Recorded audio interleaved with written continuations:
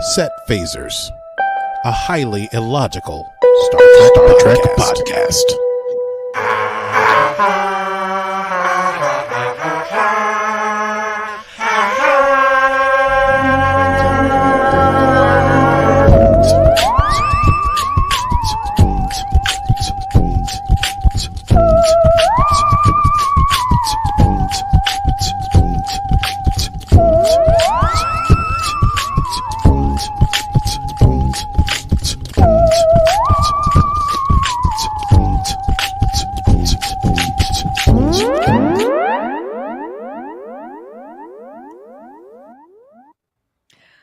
Well, hello, James Mason. Or should I call you Akiba Meese? Yes, and hello, Julie Childs. Or shall I call you Stevie? Julia's good for me. Okay. I almost... it's a hard one not to immediately repeat. Okay, good to know. Good to know. If you missed our last episode, Aki and I went full on into our respective Julia and James accents. I think we'll that likely reprise. I honestly have been thinking about it since and think that there should probably be some mini episodes with James and Julia and James, where they I don't know, talk about Star Trek or something, but they don't know anything about it. I like it. Yeah, I don't know what I'm thinking. Patrons, let us know how you feel. Patreon.com/setphasers. Yeah. Oh, great. We got that out of the way. That's what we wanted to say. Well, listen, folks. Aki and Stevie here. We're back. This is Set Phasers, a highly illogical Star Trek podcast. Today we're talking about season 2 of Star Trek Picard, episodes 3 and 4, respectively, entitled Assimilation and Watcher. And today's stardate is stardate 2202413.4. Yeah, that's right. I came up with the stardate right before we hit record. And normally we like to talk about Patreon, but now we got a Patreon. You can go there and support us. And if you're interested in hearing some mini episodes from James Mason and Julie Child, I mean, listen, it could happen. That could become our main thing. Who knows? Good. And one of I think the last Zoom hang we did was cooking with Aki. We'll cook with Aki and Julia. That's right. Aki, who forgot to get onions for his thing that very much required onions. That's right. That was good times. Good times. Well, listen, we got 2 episodes to talk about. We should probably just get into it. Let's run it down.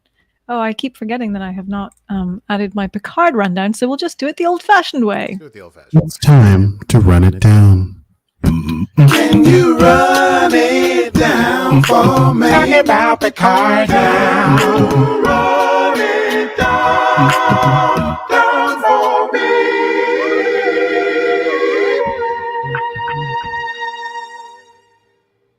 Dr. Picard. Okay. It's hard to time that out on Zoom, but I think that's as close as we're going to get it. Yep. I can fix it in post. You could fix it in post. Make sure it all works out.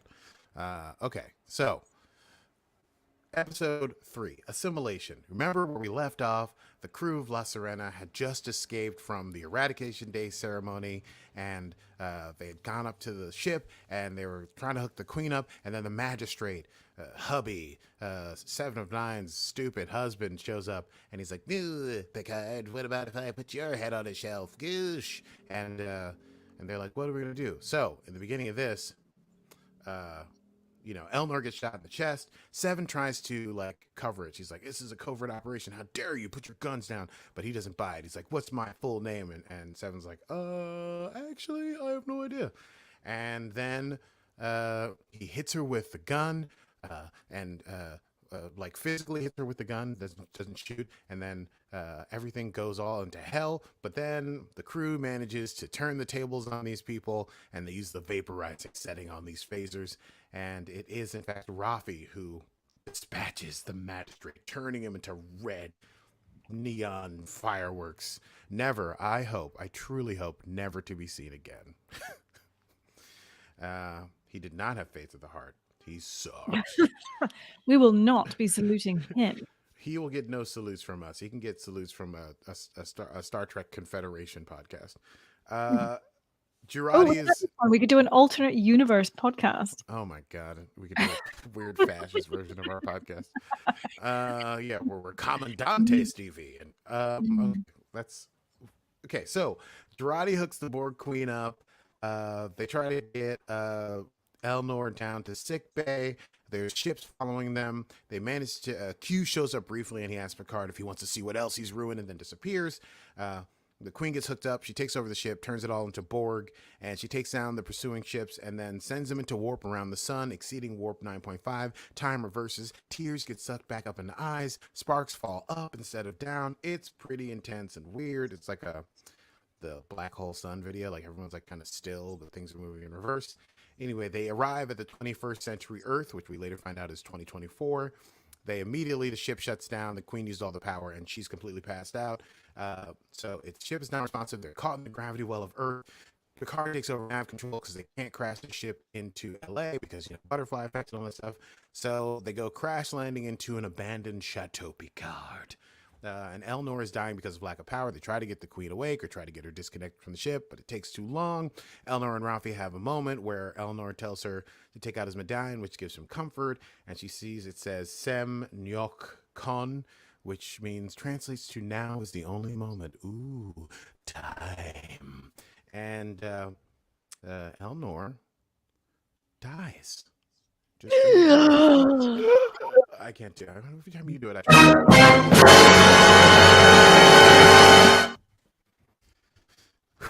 Man, our big band is really kicking today. And so he gets put into a cold storage. Rafi's super upset. Picard is like, listen, we don't have time to deal with this. I know this goes against everything we believe, but we have got to find a way to get time back on track. So Seven and Rios and Rafi are going to go into LA and try to find this watcher that the Queen talked about. And Jurati and Picard are going to work on getting the Queen to be back awake. We'll see how that goes. Jurati scans the Queen, finds out that she's alive, but she can't speak because she's trying to speak. It's kind of a weird thing. Oh, I'm getting weird feedback right now. I'm getting an echo of me. Weird. So strange. What just happened? On? Huh? They're still or gone? Still there. Technical difficulties. Computer, get rid of echo, please. Computer. Still there? Yes, still there. Maybe more pronounced. I don't know what to tell you. Me either. Well, listen. I can charge for it without it. You're not hearing it. I'm not hearing it. If I go on mute, can you still hear it? If you go on mute, I no longer hear it. It's gone. And now? And now it's back with a vengeance. But it's not coming through your headphones. It's like very strong. Anyway, maybe I have done something stupid with the setups here, but I don't think so. All right. Should I just continue? We'll continue, and then it's gonna be fine. I know how to ignore my own voice. It was my fault because in the middle of that I was checking to see because you're still really choppy on my end, so I was looking at the YouTube feed, and then that's when it seemed to start. I don't know why. But I was doing it on my phone and not my computer. Then it's still a mystery. A ghost in the machine. I can probably. Have you recently connected a Borg Queen to your setup? Yeah. Ooh. That's gonna do it every time. That'll do it. Stevie. I know. I wonder if I can come out and come back in again without breaking everything. Ooh. That is an experiment we could do. Yeah. I don't know if I want to do that. Well, we'll try to finish the rundown. Let's try and do that. And then Okay. All right. Continue. I'll go on mute when you're not talking. Okay. I will continue. So, yes, the Queen is still alive. Picard tells her, like, Borg don't really talk. They talk through the connection of being assimilated, and it's really euphoric and it's super fun or whatever. And Jurati's like, oh, I'll try it. And Picard's like, absolutely not. Meanwhile, Rafi is all business. She wants to boom to this place called the Mark Ridge Industrial Tower, which is the highest point, I guess, in LA, which will allow them to scan all of the rest of LA for any alien, like, influences or fields or whatever. And so they're going to change into clothes for the period. Rafi is not going to discuss her feelings about Elnor. She's basically pinning on her hopes on the idea, not fact, Jurati cannot confirm it for her, that if they fix the timeline, they bring Elnor back to life. We'll see about that. Jurati still wants to, she says she's going to only partially assimilate with the Queen, and said Picard will be able to watch her. Her conscious mind will be in with the Queen, but her subconscious will stay behind and still be talking to Picard. Sounds like fun. Jurati's subconscious. Sure. The team beams out. Jurati connects to the Queen. The team beams in to LA because of how broken the transporters are and the fact that they can't correct for gravitation or something like that. Maybe it's rotation. They beam in, like, sort of not all in the same place. Rafi appears on the street, all good. Seven appears in front of a child whom they says, like, are you a superhero? And she's like, can you keep my secret? And winks. And the kid's like, mm-hmm. And Rios appears on a street. Well, not on the street, about 15 or 20 feet above the street, next to a fire escape, which he tries to grab, but does not successfully grab. And he falls down onto the concrete on his face, bleeds out, and passes out. We come back, and Rios is being taken to a clinic by a friendly passerby. They try to patch him up. He drops his comm badge, which some kid picks up. Meanwhile, Rafi on the street is in, like, one of those sort of, like, large, like, unhoused villages in LA. And then, like, out of an 80s movie, some guy shows up and tries to stick her up for money with a gun. He's like, put him up! Everything in your pockets. And so Rafi's like, you gotta be kidding me. Knocks this guy out. Minds up taking his wallet because she's like, oh yeah, money in this future. Seven finds her. It's 2024. There's a big sign for the Europa mission, all this hope for the future, whatever, so forth, but also this sort of dichotomy of how terrible things are. Picard is talking to Agnes as she is connected to the Queen and her subconscious, and we get a lot of cool, interesting, weird things about Agnes, including her respect for Picard, but also her hatred for how sort of, like, cold and self-sufficient he is, but also her own internal demons. It seems like a bout with depression, and that is what the Queen is trying to exploit. Picard is watching the screen because when the Queen gets to 100%, he's got to pull Agnes out so that she doesn't get completely taken. But then the Queen and Agnes start talking at the same time or alternately, and then when he reaches for the thing, her hand reaches up to grab his, and he's like, whose hand is that? And Agnes is like, mine. And the Queen is like, mine. And then Agnes is like, mine. And the Queen is like, mine. And Picard's like, no way. And he just disconnects. Agnes passes out. Queen passes out. And I think that the, like, repair to the Queen was at, like, 90% at that point. Meanwhile, Seven and Rafi go to the tower. They're confronted by a guard whom seven of nine people, 7 of 9, sweet talks into letting them go up into the sort of, like, unpublic area, saying that they are getting engaged and that they were led up there on their first date, and mentioning this guy's coworker Kevin and saying that he's funner than him, and he's like, Kevin's not funnier than me. Anyway, they go up there, they do a scan, they almost find something, then they sort of see Rios' badge going in and out. It's kind of confusing. Rios, meanwhile, is in the doctor's office. She says he had a concussion and his hand is dislocated. She says he's a classical. There's a little whole thing going on between Dr. Teresa. I wrote it down later when they say her last name. But between the doc and Rios, she's like, you're like a classical guitarist and your hand is dislocated. Come on, you got to find a better idea for that. And he's all like, I don't know, whatever. And she's like, tell me your favorite story from childhood. And so he starts running down this story about it. He snuck into a pilot simulator and had the highest scores and how proud his mom was. And he thinks he's really making a connection. And that's when she sneakily repairs his dislocated finger and tapes him up and says, all right, there you go.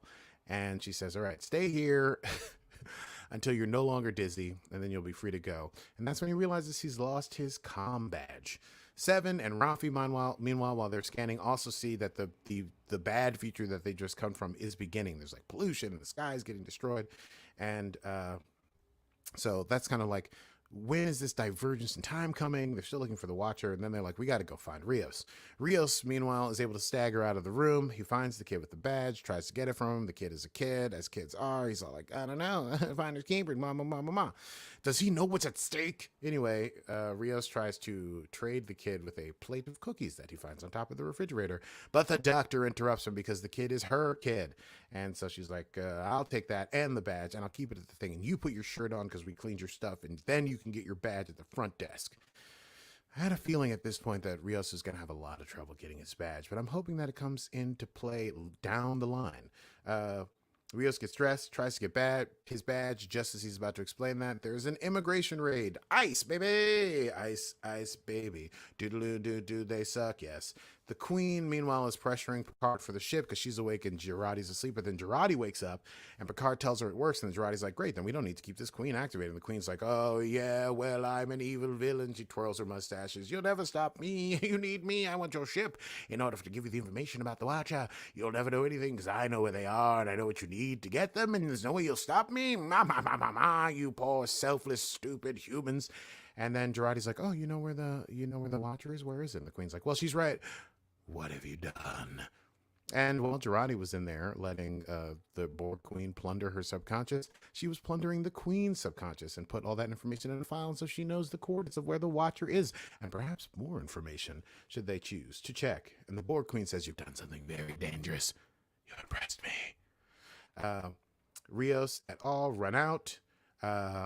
He decides to go back and save the doctor who's facing off with the ice agents, and guess what? He gets arrested. That is the end of episode 3. On to episode 4. Yeah, you gotta stop this train. The Watcher. It's just called Watcher. Whatever.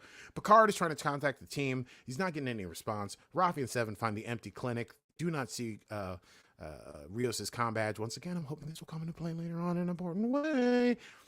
But the assistant who was there lets them know that Ice came and took Rios, and if they don't find him soon, they're going to make him disappear.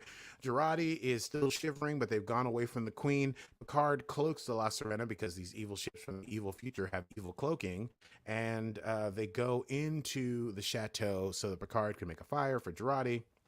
He tells the story of the Picards and how they had to escape World War II, and that's when they went to England, and they wouldn't come back for years and years and years, but the chateau would stay in the family. He has a flashback of running to his mother and how she would play Edith Piaf's Ne je ne regrette rien. Oh man, I almost said the French right. When he was upset, to calm him down. Picard's like, Agnes, you need to rest because of what you did. And Agnes is like, thinking is how I rest. And then Picard notices that Agnes is doing all these 15 things. She pulls out a bottle from 1915. She moves exactly 15 beads on the abacus, and something else was, she like the 15th edition of the Encyclopedia Britannica. And also she, right before he had pulled her out, she had said, I know when the divergence happens, it's 15. And then Picard had pulled her out. So they realized that maybe Agnes knew something when she was connected to the Queen, and they realized 15, it's not 15 hours, it's not 15 years. The date is April 12th, which incidentally, well, yesterday, but 2024, and then maybe April 15th. They only have 3 days until history is irrevocably changed and the Confederation comes into power. Meanwhile, Jurati and Raf are on the bus listening to terrible rock music, but they're able to make a connection long enough for Seven to say, like, hey, Raf, you got to understand, you just lost somebody. You're kind of on edge. Maybe Rafi takes that information in and handles it well. It's kind of interesting because I do feel like generally Rafi and Seven, their roles are reversed. Like Seven is like the badass, crazy, sort of like swashbuckling, the swashbuckling one. Thank you. And Rafi's sort of the like, I'm here to think about things and go through things. But now Rafi's being super impulsive, and Seven is being like the charmer and the interpersonal person and all that stuff. Anyway, Jurati and Picard are on the ship.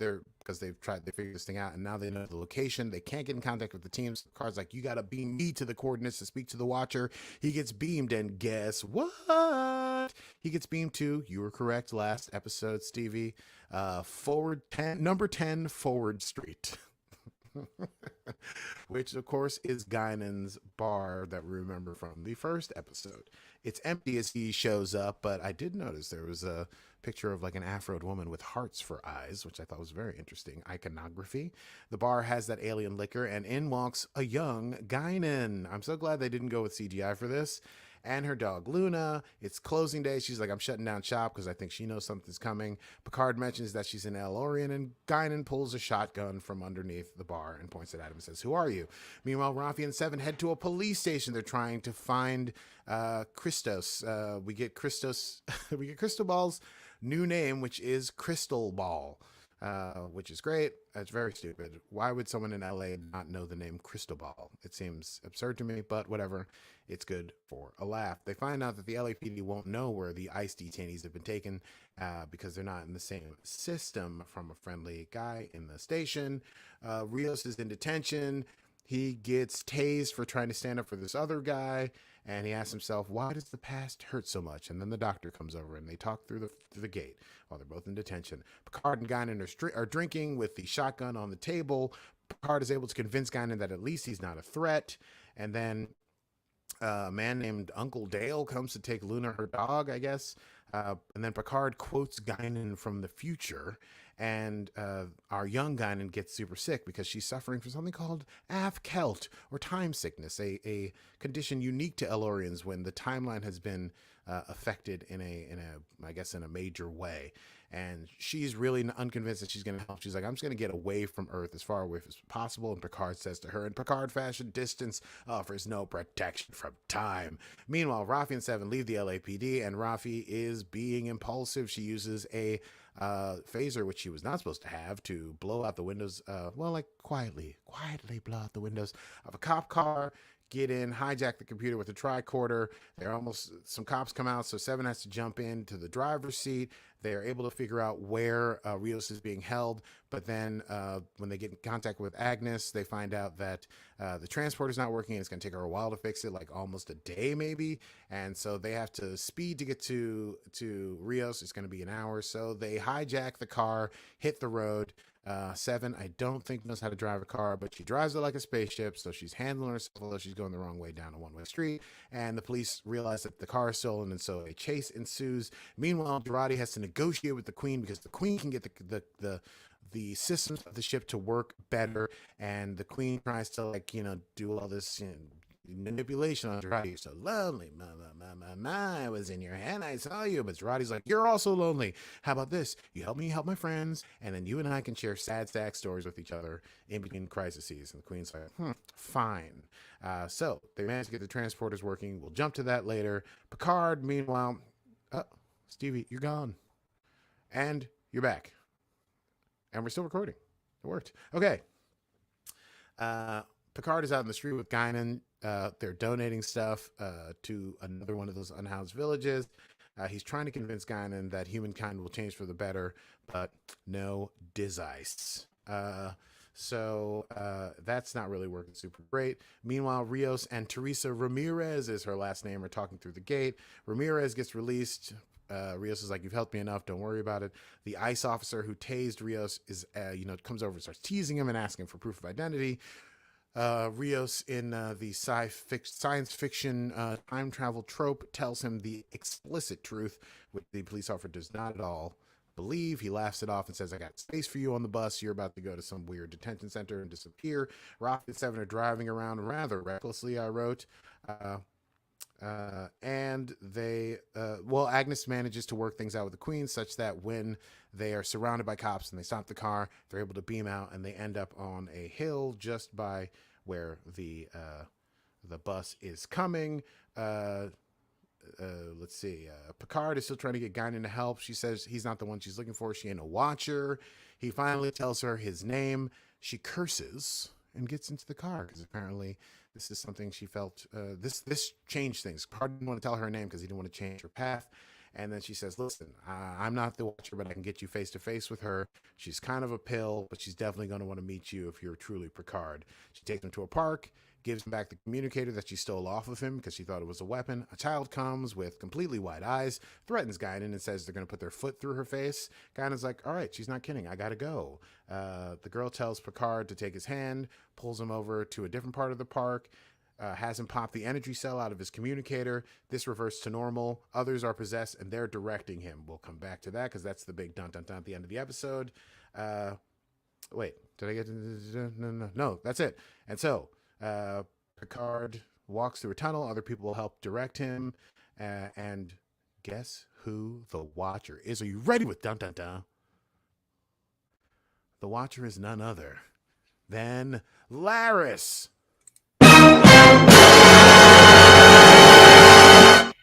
Damn. That was really inappropriate. I almost fell out of my chair when I saw that. I also was like, who is that? I was like, what? I know this bro. Whoa! Anyway, yeah, that's the Watcher. And Picard's like, Laris. And she comes over, touches his shoulder, and they disappear in a block of smoke. I don't know. Sort of weird magic science.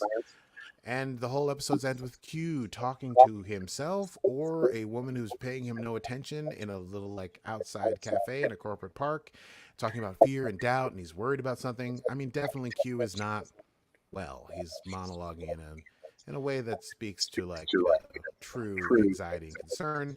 And then he snaps his finger and nothing happens. The woman laughs at the book she's reading, and he says, "That's unfortunate. Oh, that's unexpected and most unfortunate." And here endeth episode 4 of season 2 of Star Trek Picard.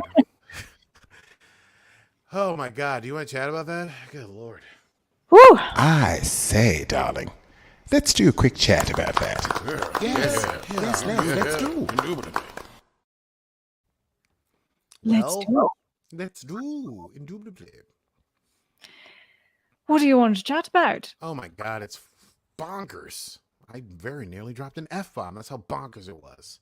It was bonkers. I think episode 4 was possibly my favorite thus far. Episode 4 was truly a delight. I mean, I really enjoyed the Seven and Rafi hijinks, of course. That was my favorite. I think that's almost my season highlight. Yeah, the arguing in the car. It was very like, what am I watching? A great action film? I felt like I was watching like Die Hard or something. It was great. But they just played it so well off each other with like straight man, funny man. Yes. Or yeah. Whatever. Woman, straight woman, funny woman. Straight people, funny people. That sounds strange. Mm. Well, anyway, the point is they have rapport to borrow. Rapport. What was the crazy thing about him seeing Guinan in 2024? Is that the canon thing that everyone's upset about? Yes. And not knowing who he was. And not knowing who he was because there was that episode where they meet in like Mark Twain times, right?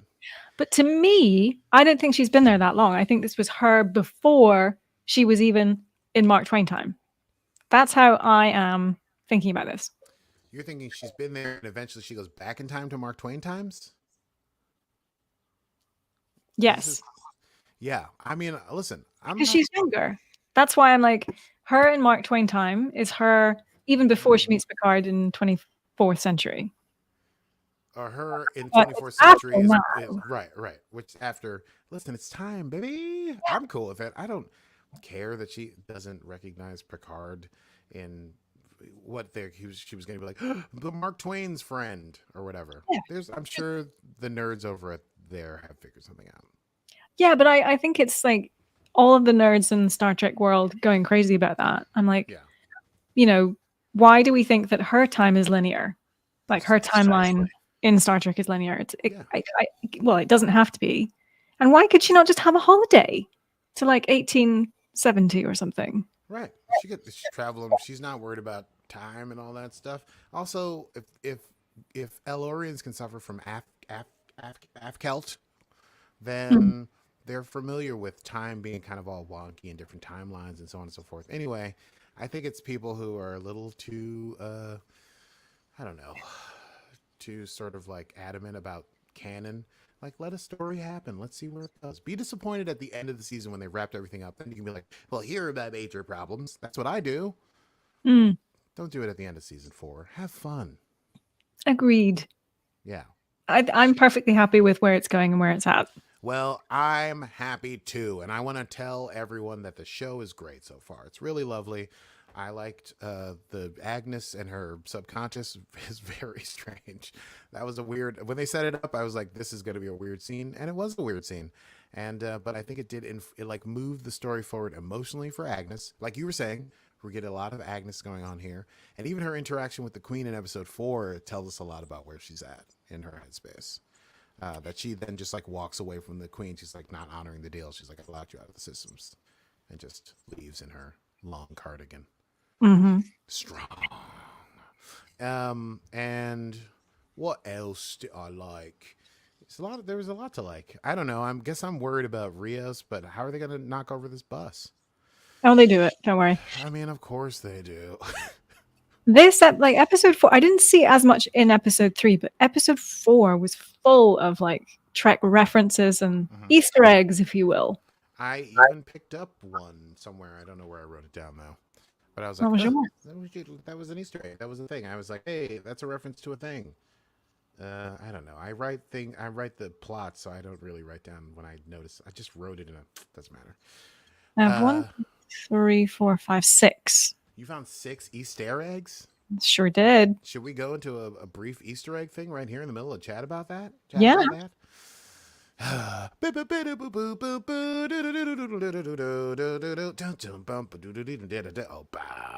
Hello, ladies and gentlemen. Welcome once again to the Easter egg hunt. It's Easter time here in Set Phaser's headquarters. And we go now to Stevie on the Easter egg beat. Stevie, what have you got for us? Well, hi there, Augie. Hi there. Good to be here. Good to be here.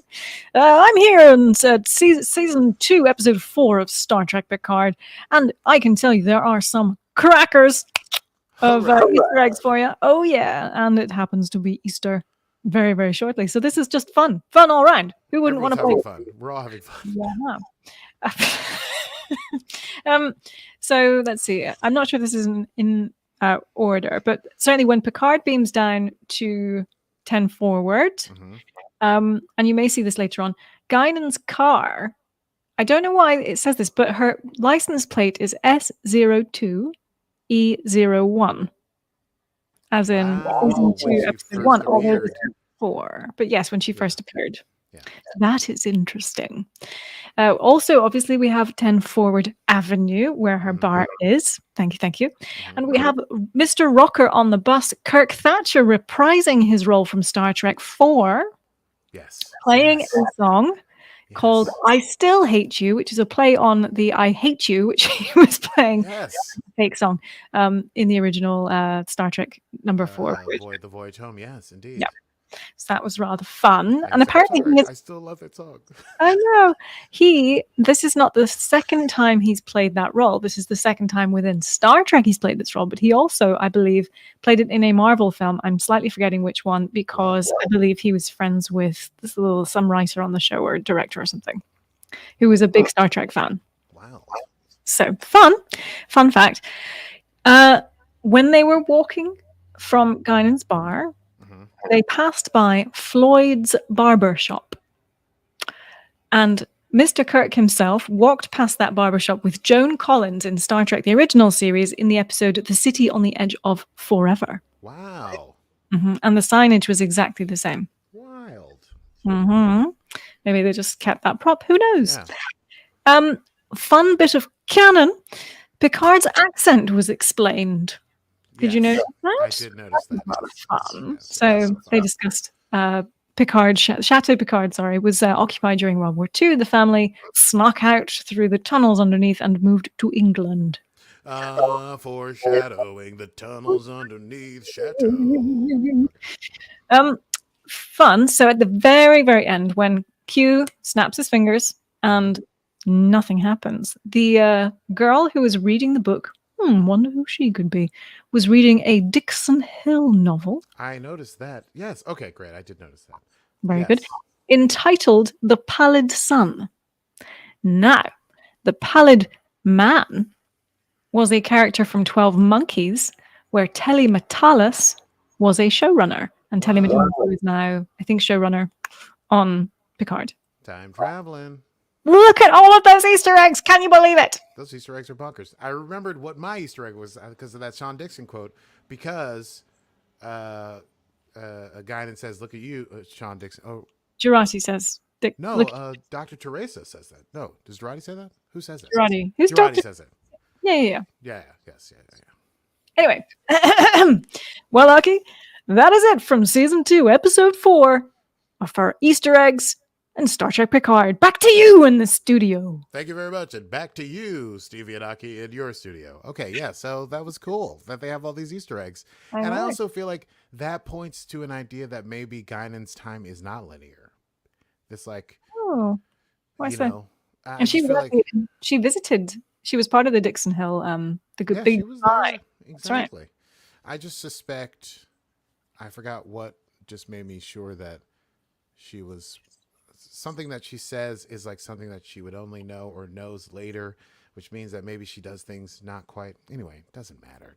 Time is timey-wimey, okay? No one knows how time works. Timey-wimey. Very. Yeah. Well, I'm very excited to go on to episodes 5 and 6. I'm terribly excited. I'm almost caught up to everybody else. Yeah, I know. This is why we have to run it down fucking fast. This is why I got to run it down so fast. Episodes 5 and 6 coming at you next, but you don't need to know that. What you need to know is quotable moments. Quotable moments. So you see where I get my Julia from. In fact, my accents don't really change. Yeah, that's wonderful, though. Well, My voice. Archer. Hmm? The accent becomes more arch. Arch. Yeah. You said that's what I meant. I become more like Archer, as in captain, and I said, "Oh, I don't think so." Yeah, you become more like Captain Archer. You're super into water polo. Only beagles, and I don't know. You like to eat fruit salad or something. Broody a lot. A lot of brooding, walking with your shoulders. Yeah. Anyway, quotable moments. Okay, I have a few. Go for it. I very much enjoyed Jurati talking after the Borg Queen is like, "Oh, where my?" And she says, "Computer, dictate the file log shit I stole from the Borg Queen." So good. She's really good in that. I love her. Fave. I had Crystal Ball. Is that like a stage name or something? Oh, yeah, I wrote that down right away. I loved it. Ask a cop to They're going to call it Crystal Ball, which is great for the whole timey-wiminess of it. Let's see. Jurati saying it's a partial assimilation, and Picard saying halfway to hell is still not a recommended destination, which is pretty solid. The Queen, when she's like in her fugue of sending them through time, she says, "Move backward to go forward, shatter to mend. The past is now." It's creepy. That was heavy. Creepy. Heavy. I didn't actually pick up on too much from episode 3, but episode 4, it was just a treasure trove of quotes. And one of my favorite moments of all time from this series so far is Rafi walking away from the desk at the cop. Oh my god! Yeah. I hate everything. But you hide it so well. They're just such a good pair. I'm ready for the Lethal Weapon reboot with Seven and Rafi. It's just too good. They're such a good pairing together. Yeah. Like not only like as a couple, but just as a comedy duo. They just have that back and forth. Like from the audiobook, they should get their own like maybe 3 episodes, just like they solve a crime or something. That'd be great. I love it. Yeah. Any more? The only other one I have is the Jurati. When she says to the Borg Queen, "Well, have a good night," or whatever it is Borg Queens do. Oh, have a good night plotting, or whatever it is Borg Queens do. I had one more, and it was Picard. Change always comes later than we think it should. Andy, that was such a Jean-Luc. Sometimes I think the only reason I come here is to listen to these wonderful speeches of yours. Can't overuse that, can we? You can't. And it's kind of true, isn't it, Q? Isn't it true? Isn't it True, cool. Do we have any breaking news? No, I mean, there was a lot of news over the weekend, which we've already covered. Sure. I think with Star Trek Mission Chicago, Well, and there's just fan stuff. It looks really fun, but sadly, nothing new. They've dropped all of their bombs, really. so they say. Well, I guess then there's nothing left to do but wrap this bad boy up. Let's do that. Next time on Set As Stevie Faces. tries to find the button. Well, thank you so much for listening to us. This has been a real pleasure. If you've enjoyed the episode, you can listen to us, download us wherever you get your podcast from. We put out new episodes every Monday and sometimes on an advanced schedule when we're super behind because of something that happened to me. Bonus. And if you want to join our Star Trek loving community, you can do so on patreon.com/setphasers. We host watch parties, we host Zoom parties, we host cooking shows with Julia and James, just for funsies. Of course, you also get early episode access, video and audio, and just generally get to hang out with us, which is really the best thing. It's a pleasure. It's a pleasure to try on glasses sometimes. Yeah, we're a delight. We're a delight. Please do join us at patreon.com/setphasers. Yes, and while you've got your tabs open, you might as well sign on to social media and follow us on Instagram and Facebook. We're a Set Faces podcast on Instagram, I think. Yes. And on Facebook, Set Faces. I think it's just Set Faces. Set Phasers. Yes, mean game strong. I speak of Stevie, of course. Indubitably, my dear. Well, I think, is that everything? Covered it all? I think so. Nothing. Well, until next time, I'm Stevie Mans. And I'm a crystal ball. And this has been Set Phasers, a highly illogical, clearly, Star Trek podcast. Computer! Next time Oops. on Pick the wrong fucking button, will you, computer? End the program! Pick the right fucking button. You hit the wrong fucking button. I'll have to put an explicit out on this Oh episode. my goodness. Really?